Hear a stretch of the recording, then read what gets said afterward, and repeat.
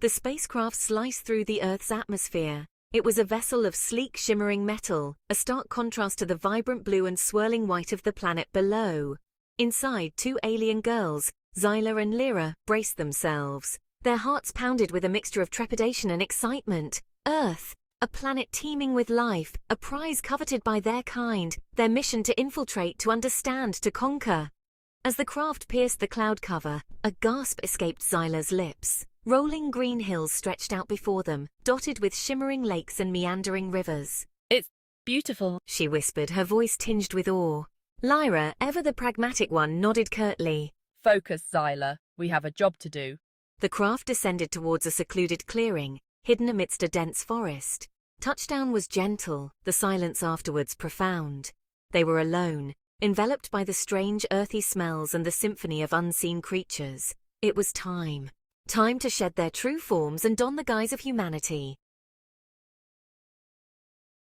The transformation process was always disconcerting. One moment they were their true selves, sleek and silver-skinned, with large black eyes that reflected the cosmos. The next they were this: soft, fragile, human. Zyla ran a hand through her hair, the strands feeling oddly coarse and unfamiliar. She looked at Lyra, a mirror image of herself, and saw the same flicker of discomfort in her eyes. "Do you ever get used to it?" Zyla asked, her voice a soft murmur in the stillness of the clearing. Lyra shook her head, her expression unreadable. "It is a necessary deception, nothing more." They stepped out of the spacecraft, their bare feet sinking into the soft earth. The air was alive with the scent of pine needles and damp soil, a stark contrast to the sterile metallic tang of their ship. Zyla took a deep breath, the strange earthy smells both alluring and unsettling. She could feel the life pulsing all around them, a chaotic symphony of sounds and sensations. It was overwhelming, intoxicating. This was Earth. This was their battleground. And they were alone, two soldiers disguised as lambs, sent to prepare for the coming storm. Their initial days were a blur of new experiences. They learned to navigate the human world, to blend in, to mimic. They observed, absorbed, analyzed. They marveled at the intricacies of human interaction, the complexities of their emotions. "They are so loud," Zyla commented one evening as they sat in a bustling cafe, sipping on something called coffee. It was bitter and strangely addictive. Lyra nodded in agreement. "And their sense of personal space is limited."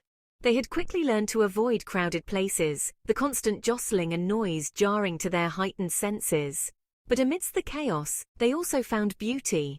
The vibrant colors of a sunset, the intricate patterns of a spider's web, the laughter of children playing in the park. They discovered the simple pleasures of human existence, the taste of chocolate, the feel of sunlight on their skin, the joy of a shared moment of laughter.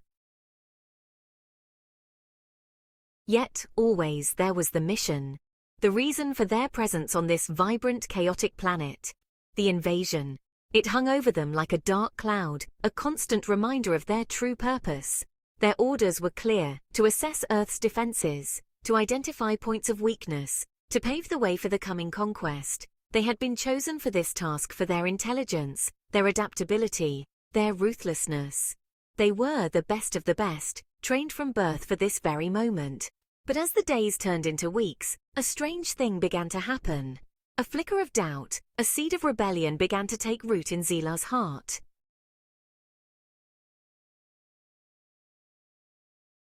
Section 5. The Plan. Whispers of Conquest. Their clandestine meetings took place under the cover of darkness in deserted alleyways and abandoned warehouses. They spoke in hushed tones, their words a dangerous dance of strategy and deceit. "The humans are weak, their defenses are primitive, their technology inferior." She unfurled a holographic map of the city, pinpointing key infrastructure points. "We will target their communication networks first, then their power grids, plunging them into darkness and chaos." Zyla listened, her heart heavy. She couldn't shake the feeling that something was wrong, that this path they were on was paved with destruction and despair. Section 6. Discord Seeds of Doubt. "Is it right, Lyra? Is it right to destroy a whole civilization, a whole planet?" Lyra turned to her, her blue eyes narrowed. "Do not be a fool, Zyla. This is our duty, our purpose. But Zyla couldn't shake the feeling of unease. The more time she spent among humans, the more she saw their potential for good, for love, for compassion. How could they extinguish something so precious, so full of life? They are not all bad, Lyra. They have families, dreams, hopes for the future, just like us. Lyra scoffed. Sentimentality will be our downfall, sister. We cannot afford to be swayed by such weakness. But the seed of doubt had been sown, and as Zyla continued her observations, that seed began to grow, taking root in the fertile ground of her heart. Section 7. Humanity. A tapestry of chaos and beauty. They witnessed the best and worst of humanity. They saw acts of kindness that brought tears to their eyes, and acts of cruelty that made them question the very nature of existence. They saw the beauty of human connection, the love between parents and children, the fierce loyalty of friends. One day, they stumbled upon a group of volunteers cleaning up a local park. They watched as people of all ages and backgrounds worked side by side, their faces lit up with a shared purpose. Later that day, they witnessed a heated argument between a street vendor and a customer. Angry words were exchanged, fists were raised.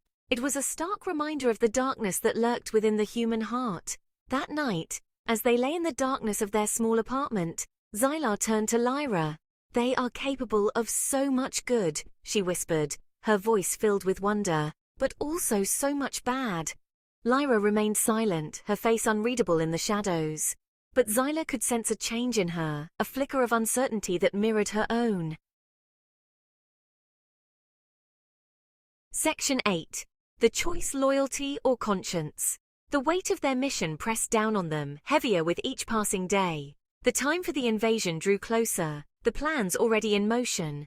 But as the final countdown began, Zyla knew she could no longer be a part of it. She had seen too much, felt too much. The humans, for all their flaws, did not deserve this fate. She had to make a choice. Loyalty to her people, to her mission, to her sister, or loyalty to her conscience, to the growing belief that there was another way, a better way. She found Lyra in their makeshift command center, her fingers dancing across the holographic map, her eyes cold and distant. "Lyra," she began, her voice trembling slightly. "We can't do this. We can't be a part of this destruction." Lyra whirled around, her face contorted with rage. "What are you saying?" she hissed, her voice dangerously low. "Have you gone mad?" Zyla stood her ground, her gaze unwavering. "No, Lyra, I've seen the truth. We don't have to do this. There's another way." Section 9. Resolution, a glimmer of hope.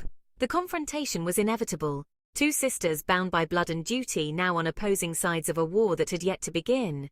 Lyra, ever the pragmatist, saw only the logic of their mission, the necessity of their conquest. Zyla, her heart touched by the humanity she had witnessed, saw the potential for peace, for understanding, for a different kind of future. "You would betray our people?"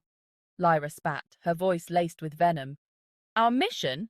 "No," Zyla replied, her voice firm. "I'm trying to save them. Both of us."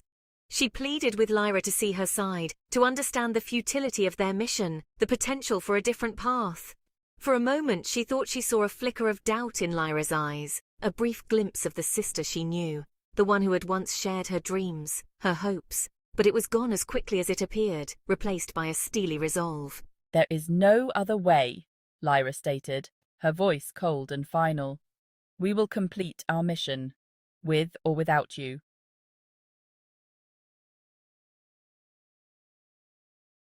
Section 10. Epilogue. The future uncertain. The fate of Earth hung in the balance, the future uncertain.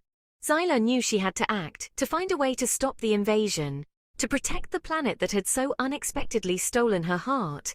But how could she fight against her own people, against her own sister? As the clock ticked down to the arrival of the invasion fleet, Zyla made a decision. She would appeal to the one thing she knew resided within Lyra, buried beneath layers of duty and obedience, their bond, the love, the loyalty, the shared history that had always united them, even when all else seemed lost. She would remind Lyra of who they were, of what they could be if they chose a different path. The future was uncertain, fraught with danger and the very real possibility of failure. But Zyla clung to the hope that love, Compassion and understanding could prevail, even in the face of overwhelming odds. The fate of Earth, the fate of their people rested on her shoulders, and she would not fail them.